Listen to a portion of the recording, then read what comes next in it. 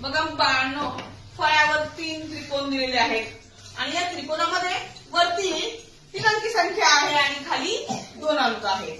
आता दोन्ही त्रिकोण हे सारखे आहेत, पण तिसरा त्रिकोण कसा आहे? वरती 3 अंकी संख्या आहे आणि खाली एका कप्प्यामध्ये 6 आहे आणि दुसऱ्या कप्प्यामध्ये काहीच नाही, म्हणजे प्रश्न चिन्ह दिलेलं आहे. म्हणजेच आपल्याला या प्रश्न चिन्हाच्या जागी खालील पर्यायापैकी कोणता अंक येणार आहे ते आज शोधून काढायचं आहे. मग हे असं परीक्षेला उच्चारण्यावर कसं सोडवायचं ते मी आज सांगणार आहे. आता बघा 8 आणि आपण 7च्या वर काय करूया? बेरीज करूया.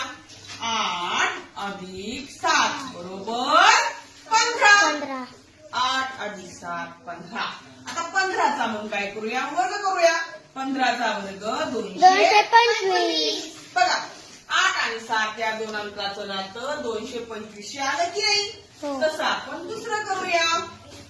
3 अधिक 4 3 आणि 4 7. मग तिसरं 7चा वर्ग करूया. 7चा वर्ग 49. आलं का नातं? 3 आणि 4 49. आता बघा आपल्याला तिसरा त्रिकोण सोडवायचा आहे, म्हणजे प्रश्न चिन्हाच्या जागी कोणता अंक आहे तो शोधून काढायचा आहे. पण या आपल्याला माहित पाहिजे 121 कोणत्या संख्येचा वर्ग आहे?